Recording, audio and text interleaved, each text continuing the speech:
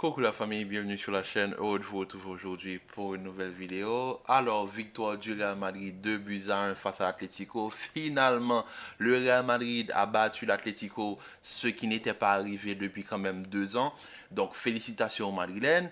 Mais mon Dieu, qu'on s'est ennuyé. Ah, on va pas se mentir. Aujourd'hui, on a eu droit à un match où il y a eu deux équipes avec deux coachs qui ont décidé de pratiquer, je ne vais pas dire du non-football, mais qui ont décidé de se regarder dans les yeux et de se déclarer leur amour. Parce que franchement, on a vu des derbies beaucoup plus animés. On se rappelle des derbies du côté de l'Atlético avec des Diego Godin, Miranda, etc. Mais là, aujourd'hui, j'ai vu un derby amical. Franchement, pour moi, c'était un derby niveau match amical où il y a eu, oui, il y a eu de l'engagement, mais en même temps, dans ce qui a été proposé sur le terrain par les deux entraîneurs, par les deux équipes, je me suis vraiment posé la question si je regardais un match de Ligue des Champions. Parce que le niveau aujourd'hui est très faible. Je suis désolé. On a eu droit à 3 buts, 3 beaux buts, mais 3 actions individuelles. Le but de Rodrigo qui surprend au Black parce que Rodrigo, d'entrée de jeu, 4e minute de jeu, rentre sur son pied gauche, il enclenche. Black ne s'attend pas à ce que Rodrigo enclenche du pied gauche. Rodrigo arrive à tomber Black, tant mieux, superbe but, mais en même temps, la passe de Fede sur le côté pour trouver Rodrigo dans le dos de Gavi Galan est superbe, il n'y a pas de problème avec ça. Ensuite, il y a eu le penalty qui n'a pas été sifflé pour Rodrigo, qu'on ne, qu'on ne me parle pas. Il y a penalty, malheureusement, le penalty n'a pas été accordé. Suite à cela, le Real Madrid a décidé d'arrêter de jouer. Bah, cette équipe-là, c'est une équipe de capricieux. C'est une équipe de paresseux. Ils ont décidé, il n'y a pas penalty, on mène déjà, bon bref, 1-0, c'est fini, on ne joue plus. On ne joue plus. Et c'est ce qu'ils ont fait. Suite à cela, Julian Alvarez surprend Thibaut Courtois et surprend tout le monde en déclenchant sa frappe, mais qui finit par rentrer. Donc ça permet à l'Atlético de revenir dans le match. Ensuite, en deuxième mi-temps, tu as peut-être la seule action concrète du Real Madrid où Brahim arrive à invite Jiménez à tester le gazon du Bernabéu et ensuite il classe au black au petit filet deuxième poteau. Mais suite à cela, qu'est-ce que les deux équipes nous ont proposé? La seule frappe cadrée de l'Atlético, c'est la frappe de Griezmann que Thibaut Courtois arrive à repousser. Ensuite, du côté du Real Madrid, après les 3 actions, c'est-à-dire le penalty non sifflé, les 2 buts, quelle action vous avez vue dans ce match vous vous êtes dit, ok, là j'ai vu quelque chose d'intéressant. Peut-être à la fin de match où Mbappé rate la passe qu'il doit faire pour Vinicius dans la surface, mais suite à cela, qu'est-ce que l'équipe du Real Madrid et qu'est-ce que l'Atlético aujourd'hui nous a proposé de cohérent, de concret, où on s'est dit, là c'est niveau Ligue des Champions. Non, j'ai été très déçu du match aujourd'hui. Le Real arrive à s'imposer face à l'Atlético. Pour moi, l'Atlético, ils ont décidé que le 2-1 était parfait. Parce que quand je vois que Cholo me fait un changement, mais là, je me suis posé la question, tu fais sortir Antoine Griezmann pour me faire rentrer le Normand, je pense que Cholo s'est dit 2-1, ça va. Je vais assurer et au Wanda Metropolitano, on va les punir. Pour moi, c'est ce qu'il s'est dit. Il s'est dit, j'ai pas besoin de gagner ce match. 2-1, c'est pas mal. Un but d'écart, on peut rattraper ça au Wanda Metropolitano dans 7 jours. Pour moi, c'est ce qu'il s'est dit. Parce que quand tu fais ce genre de changement, pour moi, c'est déjà, je vais pas dire c'est déclaré forfait, mais tu décides de ne plus jouer au football, quoi. Tu fais sortir Griezmann, qui est peut-être le seul joueur capable de relancer tes attaquants. Tu fais rentrer un défenseur, sachant que derrière, tu as déjà plein de défenseurs. Pour moi, c'est tu décides de mettre le bus là. Et pourtant, Atlético aujourd'hui, ils n'ont pas mis le bus comme ils ont l'habitude de le faire. Et c'est ça que je me dis que le match est frustrant, décevant,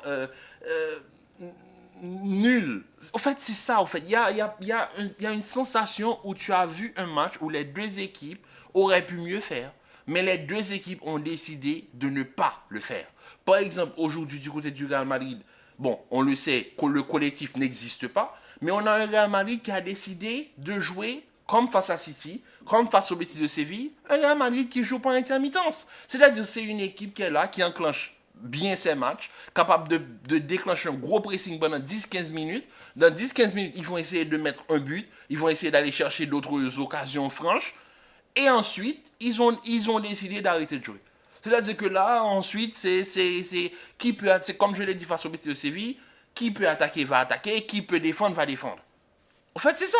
Pendant la première mi-temps, c'était de l'attaque-défense. Ils défendaient à 6 et ils attaquaient à 4. C'était simple. Les 4 de devant attaquaient tout seuls. Chouameni et Kamavinga restaient en rétention pour récupérer les ballons.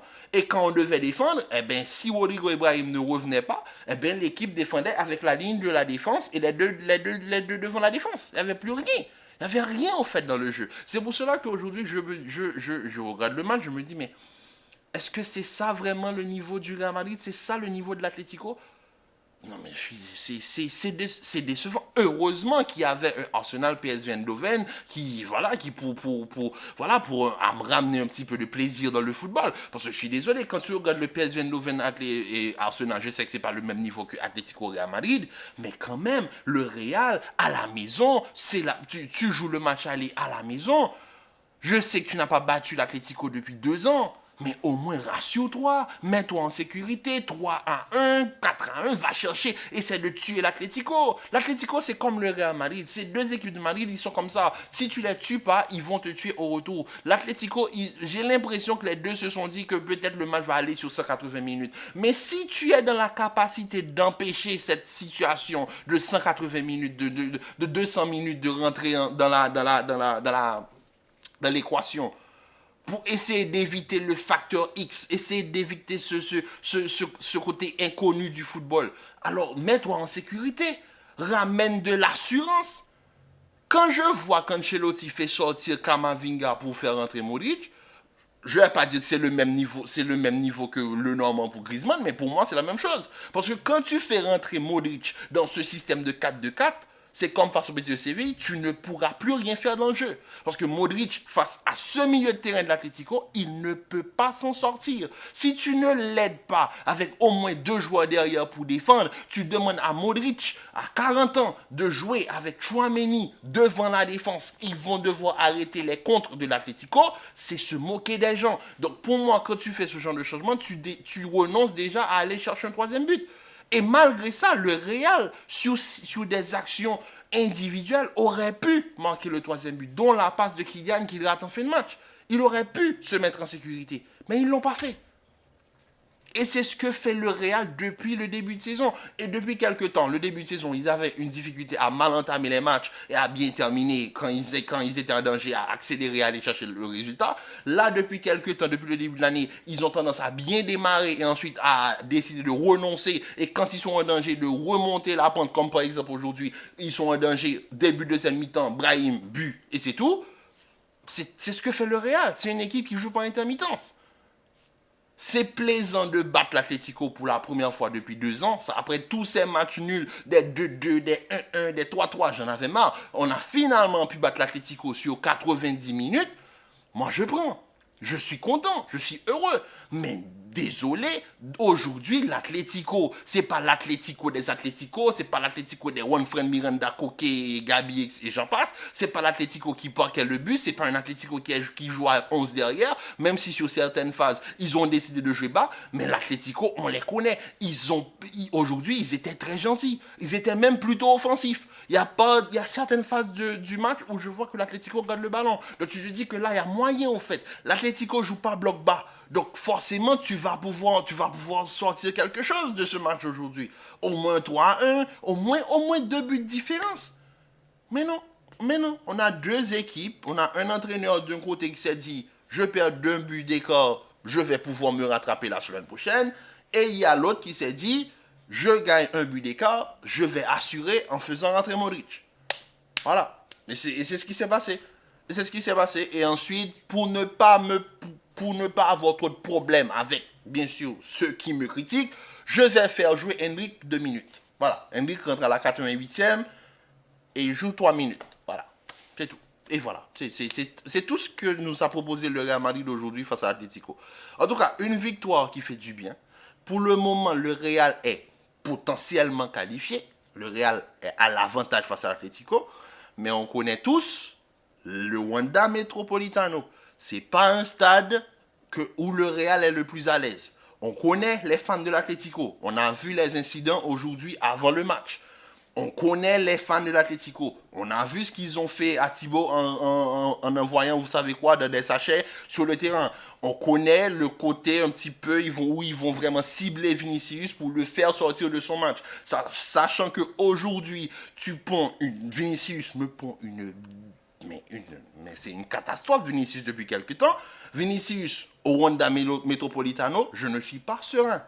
Heureusement qu'on va revoir Bellingham après autant de matchs sans avoir Bellingham. Mais maintenant, quand Bellingham va revenir, ça va être quoi le système? On va repartir sur un 4-3-3 avec les trois de devant. À ce moment-là, Brahim ne joue pas. Tandis que Brahim, aujourd'hui, c'est peut-être potentiellement l'un de tes meilleurs joueurs sur le terrain. Je ne sais pas. Je ne sais pas ce qui va se passer la semaine prochaine. Mais pour le moment, je préfère, comme je vous l'ai dit depuis quelques temps, je préfère prendre match par match, m'assurer et vraiment me réjouir match après match, parce que la semaine prochaine, le retour, je ne le sens pas. Mais bon, bref. En tout cas, pour le moment, le Real a battu l'Atlético. Arsenal a gagné face au PSV Eindhoven. Pour moi, 7-1, Arsenal est littéralement qualifié. Je ne vois pas PSV Eindhoven aller battre Arsenal 6-0, c'est pas possible. À moins que Arsenal vraiment décide de laisser PSV Eindhoven marquer. Arsenal, ils sont quand même 99,9% qualifiés. Donc, on peut se le dire. Donc, pour le moment, si le Real passe l'Atlético, on va jouer face à Arsenal. Et quand on connaît la défense d'Arsenal, et quand on voit le niveau offensif du Real, en tout cas, bref, je préfère ne pas trop prévoir ce qui va se passer. Parce que, comme je vous l'ai dit, pour le match retour, je ne suis pas trop confiant par rapport à ce que j'ai vu aujourd'hui. Le Real aurait pu se mettre en sécurité. Malheureusement, ils n'ont pas fait. Ils ne l'ont pas fait. Donc, en tout cas, j'espère juste qu'ils vont pouvoir se rattraper au match retour au Honda Metropolitano. Sur ce, la famille, prenez soin de vous, commentez, likez et partagez. Restez en paix et en santé et on se dit à très vite pour une nouvelle vidéo. Peace.